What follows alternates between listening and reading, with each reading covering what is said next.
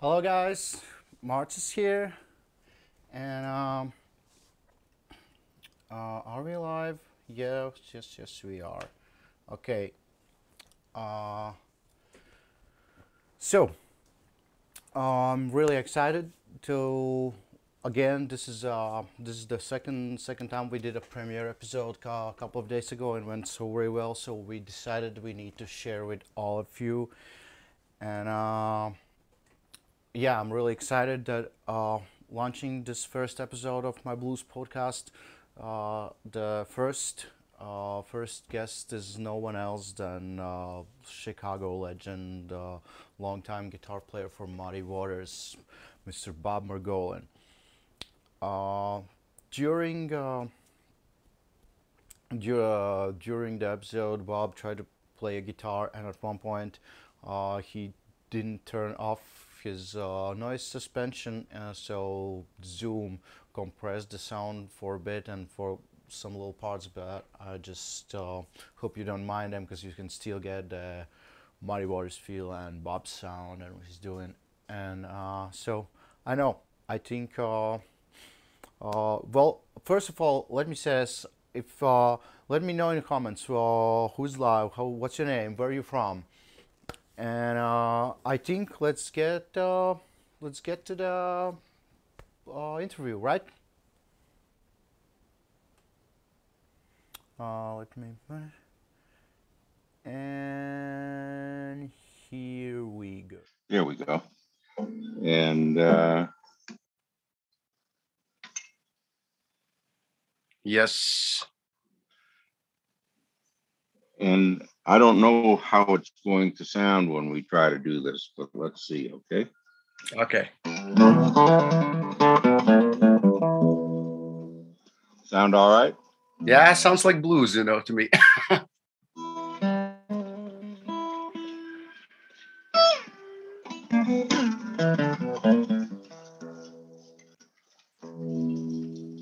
It doesn't like the guitar. I'm outside right now. The guitar says, "What? You never take me outside. I've been out inside for all winter."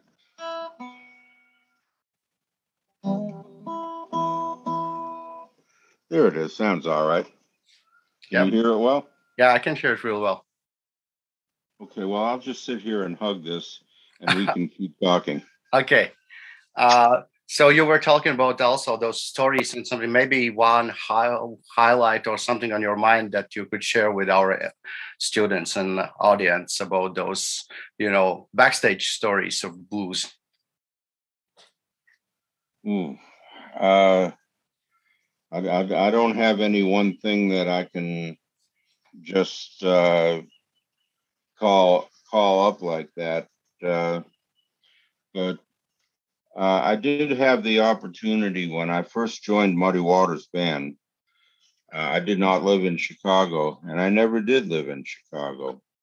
And I went. He said, "Well, while when we're not playing, and we only have a few days, and you can't fly home to Boston, which is where I lived." He said, "You can stay at my house." So I Okay. stayed at his house with him and his family. And what he wanted to do in his house is not practice music, not even listen to music. He just sat at his kitchen table and he drank champagne and he cooked a little bit and enjoyed his family. Uh, I was at the same time, uh, I was a guest in his home, but he was my favorite musician in the whole world. So it was very special to me. I had a little cassette machine, the kind with looked like piano keys on it to play it. And I taped some of my albums at home and brought them with me on the road. I would take this cassette machine in a room very far from where Muddy was in his kitchen, and I would play. Well, sometimes I would play his old music from the 1950s, and this was 20 years later, maybe 25 years later sometimes. And so I would play like Muddy's song. I think it was Long Distance Call, and then I'd look up, and Muddy would be standing there, and he'd be listening to it too and smiling. And there was a picture that he had in his house of little Walter, who played harmonica on it. And Muddy would start listening and then say, "Listen to that little," and then he would say something bad about Walter's mother. Uh, he would say, "Listen to him. He's playing all over me. He's playing over my voice." And he would get a big smile and go, "But it's great." Little Walter was a very special musician to him, and he was the master of the blues harmonica. Changed the way people considered that instrument. But for Muddy, they had played together in the late 1940s and early 1950s. Walter was dead by this time, but Muddy loved his music. And he would say, "Listen to this, listen to that." And I really listened closely and remembered everything that he said about it. One time I was at the house and I had a guitar. I took it out and started to play Can't Be Satisfied on it. And from the other room, I heard Muddy go, "Wrong."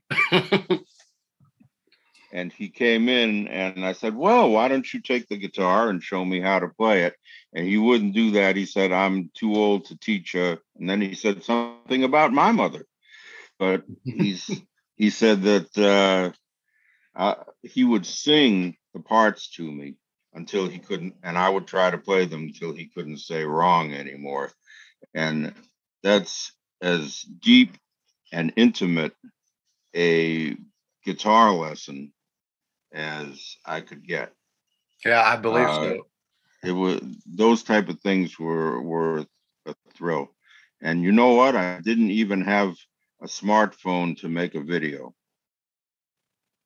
but I remember it in my mind like I was right there while I was telling you. And I hope you and our friends can feel it. Yeah, I think that's like experience, like you said, like it's a lifetime lesson, right? When you can learn to play the instrument from your great, and it's kind of our experience what we could have with Latvian bluesmen back in the days when we have this club, right? And small band from Latvia got those, artists for like you, for example, and any all the other coming from Chicago, like, right? And when I started to play with them, it was like it's kind of like another, Chicago's blues club just located in Riga, right? Like you got gig in Buddy Guy Legends, then in Rosestraat, then Kingstar Mines, and it's Bites Blues Club. And going further with this and staying on the subject, I called my next session for this podcast quotes and shit. So I got a couple of quotes here. I got actually three quotes, and that I wanna I wanna tell you, and if you can feel or guess who said it, and what's your input on this? Like the first quote is, "There's no way in the world I can feel the same blues the way I used to. When I play in Chicago, I'm playing up to date, not the blues I was born with. People should hear the pure blues, the blues we used to have when we had no money." I know that was Muddy. Yeah, that was Muddy. Yeah. Yeah, but the fact is, uh, he did play deep blues all his life. He didn't play anything else. He and sometimes he was asked, "How do you still feel the blues in the same way and perform it in the same way as when you were young and had no money?" And he said, "I have a long memory." Okay. I remember those times and I can still feel it. For me, almost everybody, not all of them, but almost everybody that I played with in the 1970s has passed away now. They were older than I am. Some of them passed recently. Some of them passed a long time ago. Todd Perkins lived to be 97 years old. He was born in 1913. But I can't play the same thing on a show for you that I could play with those guys. Uh, but I can get the spirit, and I can get up there with the Latvian blues band and play my very best because they understand the music and they know how to listen and to follow. That was my experience in 2005 playing with them. At that time that I was there playing, the very sad news came on that Ray Charles passed away, and that's he's such an important musician.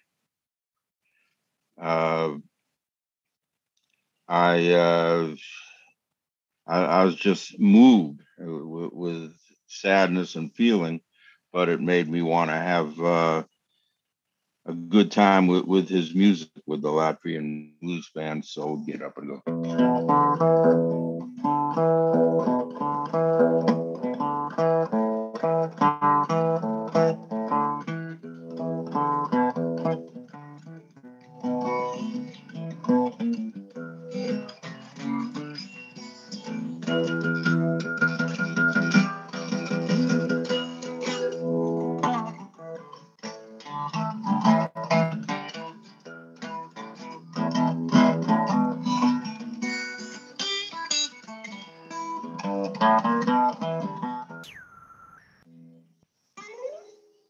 Yay. and everybody could follow it, and we had a good time playing for Ray Charles, just to keep him in our hearts right after he had passed away. Yes. Okay, thank you. And then next quote I got is, if you don't know the blues, there's no point in picking up the guitar and playing rock and roll or any other form of popular music. Willie Dixon? It's Keith Richards. Ah, okay. Well, good for him. I admire Keith Richards very much. He's a great musician and gives great interviews. Well, whenever I hear him say something, I was only around him close one time, and that was when the Rolling Stones sat in with Muddy in Chicago in 1978. That's not the time from 1981 where there is a video of it. This was one where there are some pictures but no video. But he used the Stratocaster that I had, and I played Muddy's guitar, and Oh, okay. they were an excellent blues band. Okay, and then we have the last one, and this is again from this, why I chose this one. It's from this Everyday Blues Live back then, and from this backstage. They said, roll the tape, no rehearsal or nothing. Muddy didn't come in and say, I want to rehearse. He used to look at me and say, let's just play the blues. That's all you need to know. That's the way it was when I was there. Yeah, this was called from Buddy. Know, This was called from Buddy Guy, but I think you can share the feeling, right? About yes, Buddy played on some of Muddy's 1960s recordings. Played electric lead guitar on "Same Thing" and "You Can't Lose What You Never Had." They were, yeah. but he was also on that amazing album called Muddy Waters Folk Singer, that was playing acoustic with Muddy and Buddy and Willie Dixon and drummer Clifton James, that played with Willie Dixon and used to play with Bo Diddley. So just great music that was made in 1964 on acoustic instruments and really well recorded. People love the way that album sound. Yes. And before we move further, actually, I have one especially for you found out quote, and let's see if you can refer who said it, who said that one. They're not they're not your mama's blues band, but they might be your daughters. would, would that be another Rolling Stones quote? No, this would be Bob Margolin about Latvian blues band. You're right. I did say that when I wrote about you guys. Yeah, it was from Blues Review. Right. I still do write for a magazine called Blues Music Magazine, which is a descendant of Blues Review. I was working on that quite a bit today because I was overdue for my next one, but I finished it up and sent it in. Okay. And now we got yeah, sorry. That made me laugh to hear that again, because I did not read what I wrote before, and I have not thought about it for 15 years or something. But, hey, thank you. That gave me a laugh. Yes, this was when I found actually this was I found like a while ago, and when I already knew at some point I guess there's gonna come the time that I'm gonna remind about you about this one. Thank you. You're welcome. And we got one question from the audience, and this in this case audience is Roland from Latvian Blues Band, and hey, Roland. yeah, and he asked me like, ask Bob, what was Muddy like as a person, like off stage? He was a complicated person. First of all, for people like Muddy Waters or Howlin' Wolf, they're a force of nature.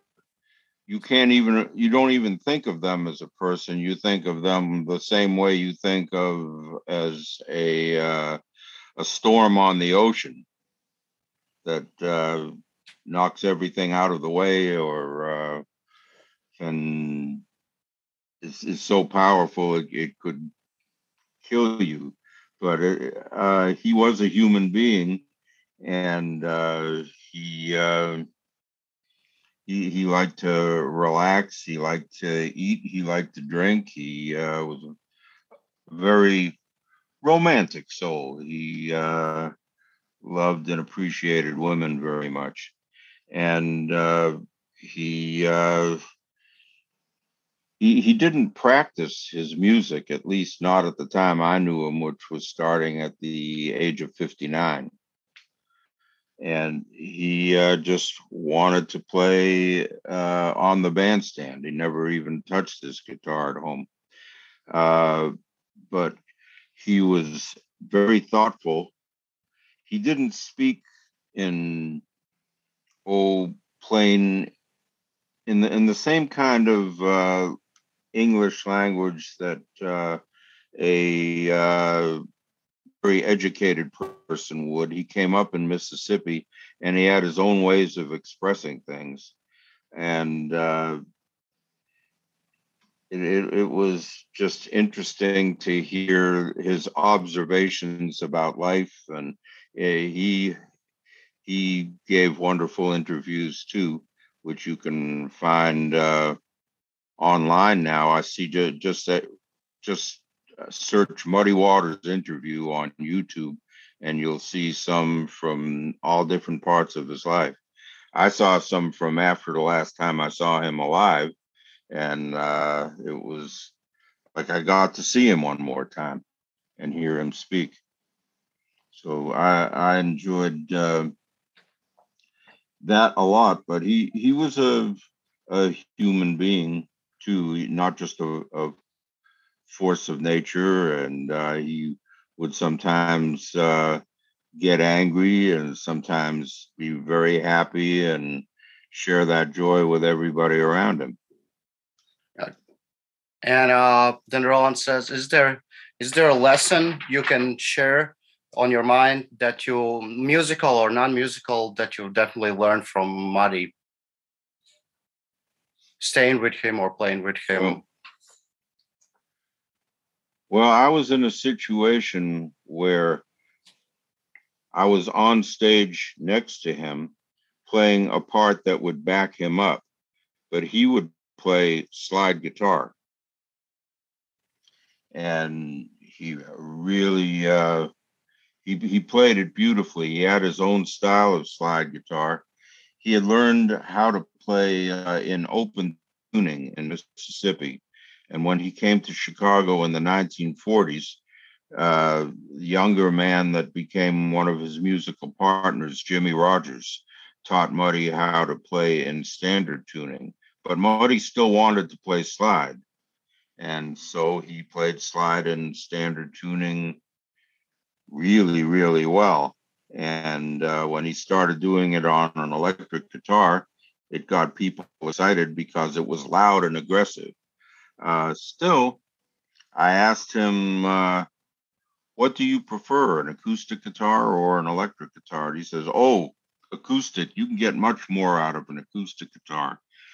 And this was from the man that made electric Chicago blues popular. Yes. But he still said the acoustic guitar is it. I like them both.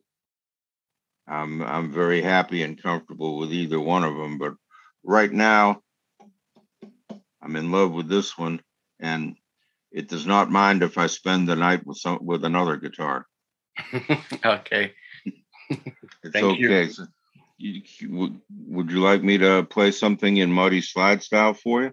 Yes, please. I hope it comes out all right. It's going to be coming through the microphones in these headphones, but the guitar's right here and my mouth is right there, so probably will work.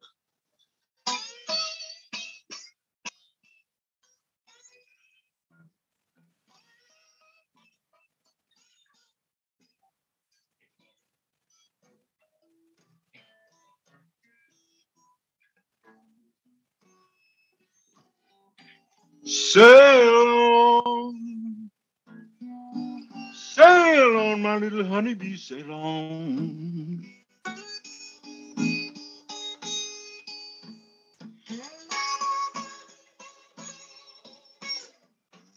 Sail on, sail on, my little honeybee, sail on.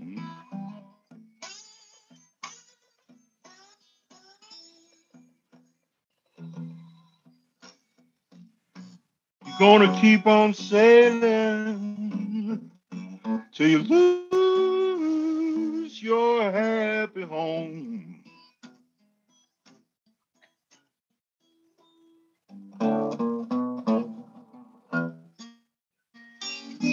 Sail on, sail on, my little honeybee, sail on.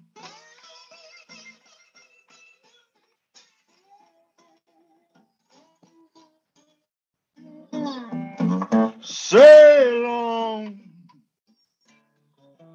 sail on, my little honeybee, sail on.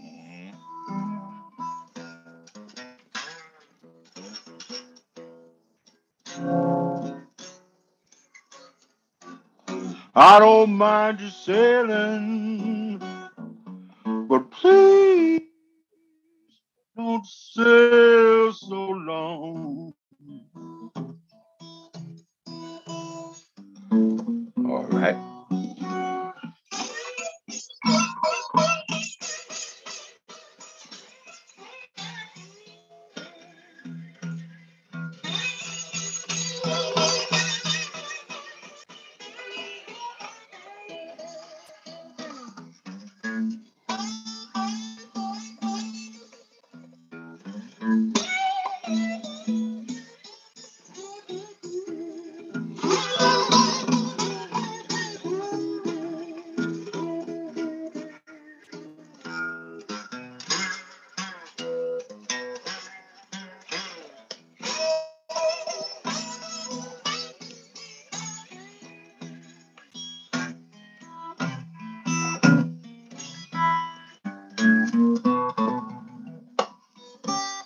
I hear a lot of buzzing, sound like my little honeybee.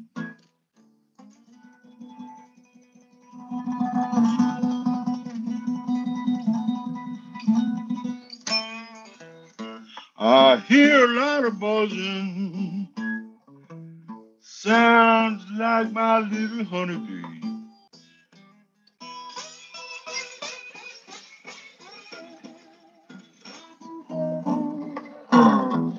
She's been all around the world making honey, but now she's coming back home to me.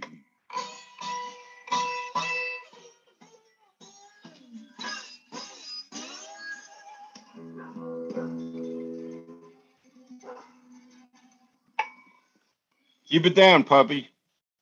Yay. Thank you. Thank you. Could you hear it all right from your end? Yeah, turns out the Zoom was compressing in quite a bit the loud parts, but I could still get the feel from your guitar and voice loud and clear. So body feel was there. That's good. Thank you. Then next question I wanted to ask you, like for the guys who starting out for the blues and start play, if you got like your not top five favorite, but like top first blues standards you should know if you're starting to play the blues. Well, there's a really good one that I was just writing about. There is a Freddie King instrumental called Hideaway. Yes. That for blues guitar players, that is one of the basic things to learn. And just about 2 weeks ago, the drummer that played on the original record, Philip Paul from Cincinnati, passed away. He was 96 years old, and he had been playing since the late 1940s, all the way up till just a few months ago. And he played on Hideaway, and I got to play it with him a couple of times in about 2018 through a young friend of ours that is a great piano player named Ben Levin, and he put us all together. And so I was just writing about Philip Paul for Blues Music magazine right before we started out. And I wonder why that little dog is barking, but she's at least kind of far away. Is it a problem? No, it's cool. Almost Okay. into it. Then I won't go get her and try and make her stop, because she's going to if she wants to, and she won't if she doesn't. So Yes. No, it doesn't bother us. good. Hey, Ruby. Hey, Ruby. Come on over. Different dog came over. Oh, well. Anyway, what was the next thing you were going to ask? We can go back to music. Maybe your classic blues album that you suggest everybody, like you gotta know if you want to call yourself a blues musician.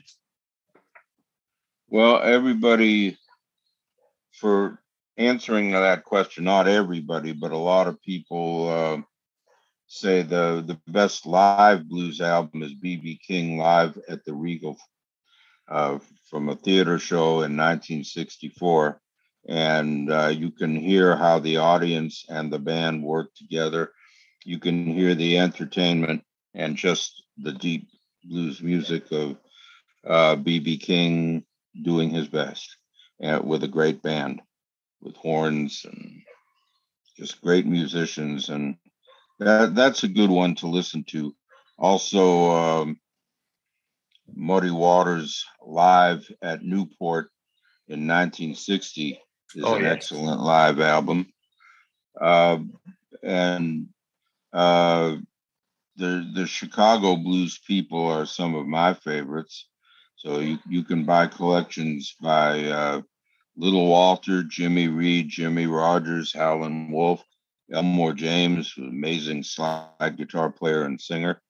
All of those are my favorites. I love that Chicago blues most, but I enjoy all of them, including the later forms of them, like the West Side Chicago blues, like Magic Sam and Junior Wells. They can play old school, but they also kind of modernized their sound in the mid 60s.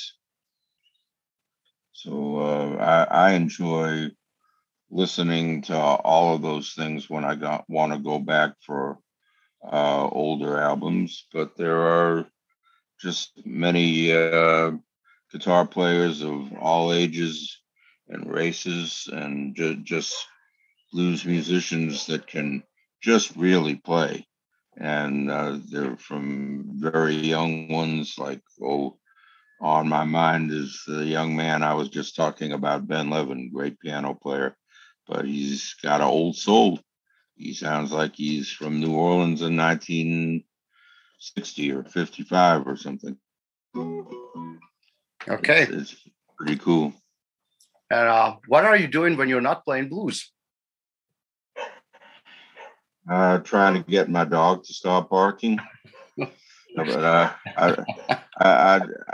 I do a lot of writing, and I enjoy being on Facebook and just trying to be nice to people instead of being nasty to them and tell them why their whole life and everything they're saying is all messed up.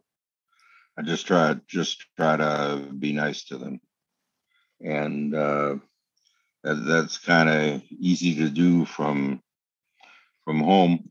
I really do enjoy being home with my wife and our pets. It's something I never thought I would get to do 2 years ago this time, unless I got much older and very sick. But now I've been here and I've done it. It's something I kind of always wanted. I used to drive up the driveway to go to the airport somewhere, and I'd go, "What am I doing? Why am I leaving here? This is crazy." Well, I found out what it was like to not leave. And to bring that back to Muddy Waters, the last time I talked to him was 3 weeks before he died. This would have been about on his birthday, April 4th in 1983. I called him to wish him a happy birthday, but I asked him how he was doing. He said good days and bad days. And for we talked for a while, but I asked him, now that you've been sick for a while and not touring, do you ever pick up your guitar at home just to play it? And he says, no, I've been playing 50 years. It's there. But you know what's strange for me? It's waking up in my own bed each day instead of being in hotels and being on the road. I'm used to living that way, and not doing that is really strange. So it has been for me, but I got used to it, and I love these dogs and a cat and my wife, and I love being here with them. But it will be, I'll also enjoy going back out and playing again in front of people and feeling the audience. And I'll be playing in many different situations with some musicians I know that live near where I am. I'm going to fly to Connecticut, fairly far away, and play with the band of a young man that I met through the Pine Top Perkins Foundation, which kind of tries to give young people an appreciation and love for blues music, as well as teaching them about the music part of it too. And I met this young fellow there, and I'm going to play with his band up in Connecticut in a ballroom of a hotel. And we'll have a ball on March 12th. His name is Jake Kulak. So that's just the next gig. I can't really remember what all of them are after that, but I've been very lucky that I can just sit home, and if I answer my emails and phone calls and texts, Things will come to me. People say, "Can you want to do this here? Can we make this happen?" And I go, "Yes." And so I get to play without using a booking agent or having a bunch of unpleasant business. Yes. Yeah, that's the upside of nowadays, right? And what I wanted to ask you, one question: what are your thoughts on blues today, and about, I mean, more not blues today, but on a future of the blues? Do you see it growing and still coming, or you see it? I know I don't want to say dying, but you know what where I'm going. Well, there are people will modernize it. People will bring their own creativity and and other styles of music that they love to it. And then there are some even very young people who say, "Nope, I'm just going to play it like the old musicians did it." And so we'll have some of both of those things. And I think it's very alive. That Pontop Perkins Foundation. I started out being the guitar teacher because they were only going to do piano, and they only had 4 or 5 people sign up. And I said, "Well, let guitar players sign up, and you'll have more than you can handle." And after a few years of doing that, I became the musical director for the Pontop Perkins Foundation, and just work with everybody, and whatever I can do to be helpful. Sometimes it's coming in and telling stories like the ones I just told, or playing something for them. So that shows me that the future is very secure. There's a lot of people that really love this music. Uh, for instance, just to use a really visible example. When we started doing it, our first classes in 2010, we had a young boy from Clarksdale, Mississippi, that was in the classes, and he uh, he did not have a lot of experience playing and singing, but he had the spirit. I took him aside one time and I said, "Have you ever heard of Freddie King?" He said, "No." So I looked up YouTube, and I showed him Freddie King playing, and Freddie was a very strong and aggressive player. And when Freddie took a solo, look out. So he saw that, and I said, "You step into your solos the way Freddie King did. You have that spirit. You already have it. You're going to be as good as you want to be if you want to stay with this music." Uh, he had a blues nickname already. He was called Kingfish. Oh, okay, yeah. Now I know what you're talking about. Yeah. Of course, Uh, English. but but when he was a little boy, he was really good. Okay, and You're going to be fine. then maybe what you feel is okay. Now I see you're doing guitar lessons, and there's this kind of Perkins Foundation that you're doing. What you feel is like missing in those schools, and what would you be your suggestion to me and to us at the Blues Mastery? What we should teach our students? Well, we have something, not just tell them and talk and play, but you can show them videos now. It's so easy to find great live performances of people that have been dead for 40 years or more. Yeah. And so you can now, with video and computers and being able to and large screens, you can show those things to a class, and not just tell them about it, but show them what it was and what it sounded like. Sometimes when I was doing a workshop, I would bring a computer with kind of a big screen on it along with me, and play a video. but I would take through the headphone jack, I would run it into a tube guitar amplifier. And oh, did that sound good. It would get people excited. It sounded like a good tube guitar amplifier on a stage. So if you could imagine a Apple MacBook Pro going into a 1954 Deluxe Fender Deluxe Tweed amp, that's a pretty Okay. good sound. You can take the best of the old and the new and put them together and really get something good.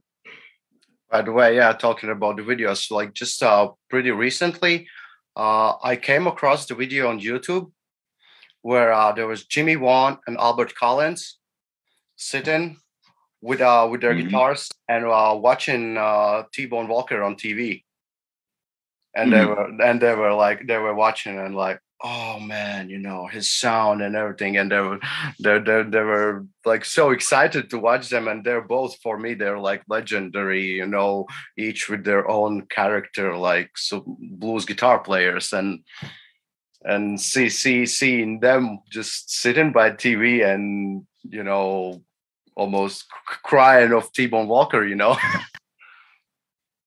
Yeah, the musicians are big fans of the music. One of the last shows I did before had to stop for a while was a tribute to B.B. King, and it had a lot of today's fine musicians on it. Kingfish and Warren Haynes, Derek Trucks, and Jimmy Vaughn was there too, and Buddy Guy. All of them were on this one show, and there was one song where all of them were on stage at once, which was a little crazy. Couldn't hear anything; it was just a big roar. But just all those good musicians, and they were there to honor BB. Everybody was really focused on doing one of BB's songs, not like him, but just doing it their way. I never was really, I could do it, but I was never really good at making that fast vibrato like BB used to do. But I know how to play slide guitar, so I did a BB King song where I would do the vibrato parts with slide guitar. And if you look up my name on YouTube and say BB King tribute, you'll see the song I did for him that way.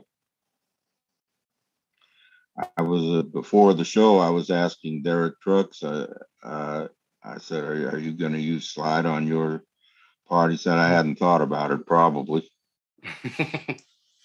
For our young musicians and guys, the one thing you should always keep in mind or consider every time you start to play the blues. Well, I consider music to be a social activity. It's something you do for the audience, and when you're playing with other people, don't just go decide what you're going to play and do it, but listen to the other people, work with them, have it be a conversation, and also have it be that way with the audience. Try and give and take from the audience. Listen to them, see what they seem to like, do it if you want to, or take them somewhere else. But the social part of playing music is very important to me. I love that part. Of course, that's the part that I can only do secondhand from far away. And I wish I knew I was going to play something at the end because I would have thought about it a little more. I have not been out playing in front of people lately, so I don't want to just try to do even one of my songs and maybe forget the words to it if it's not a old song. But I owe you one. Okay, man. Okay, so thank you, Bob, and thank you guys all who watching this. And I hopefully we're gonna see each other and see Bob once again somewhere down the road in our blues mastery for some other lecture or something. But for now, we're gonna say thank you and see you next time. Thank you for the opportunity. And my Oh, and little dog thanks you too. And the dog says hi too. He's looking further on up the road. Yep. Thanks a lot. We'll see you later.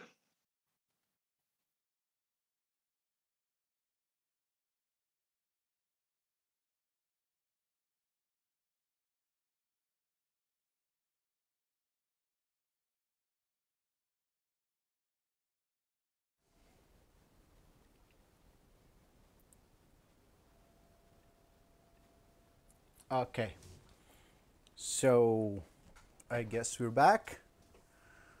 Am I back? I can. Oh yes. Okay. So I'm really glad. First, let me say I'm really glad for all the guys who was here watching live, and hit me in comments if you like it, what your thoughts, and if you got any question. And for those who didn't have a chance to watch with us together this live, but is gonna watch later on the video, also feel free to comment something and put your thoughts on it. And we're gonna do the next episode with another great blues guitar player, Duke Robillard. Probably there's for those who know blues, there's no question in that. And I think if it's gonna work, hopefully I'll prepare the little sneak peek from the next video. So let's try to see if it's working. I'm gonna tell you the quote and see if you can guess or feel who might have said it and how you can relate to that. Oh, okay. Interesting. Yeah. So, every bad situation is a blues song waiting to happen. Well, that certainly is true. Do you think who might have said it? Let me see. You know, almost any blues man would say. Yeah, but the funny thing is, I give you a hint. So maybe I can just set up, but it's none of the blues. It's not a hit. It's only quote I have from none kind of blues guys. So I was surprised. It's Amy Winehouse. Amy Winehouse. Yeah, huh?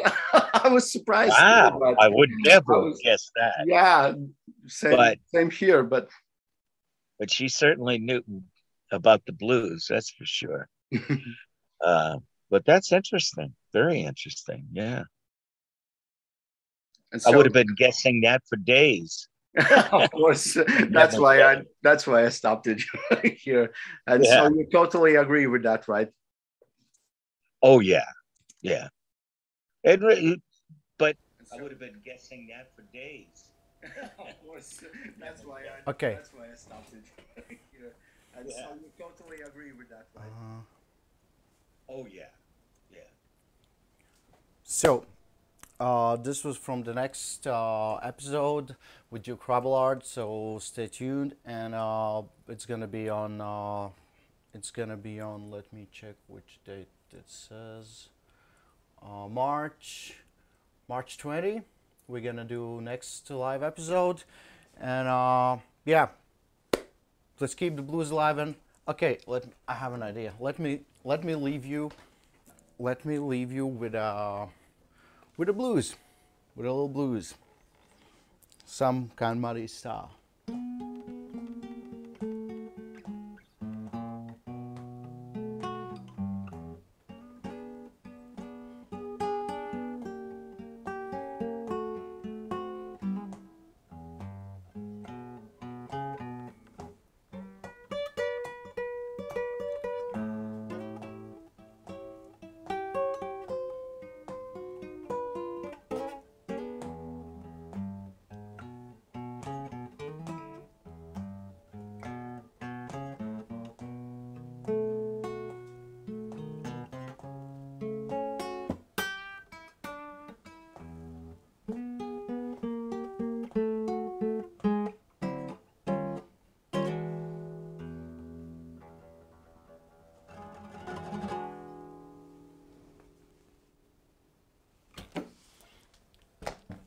thank you guys, and see you next time. And I see, yeah, Artisan, oh, Honeybee, and Igers, our super great friend and awesome photographer. Hi, Igers.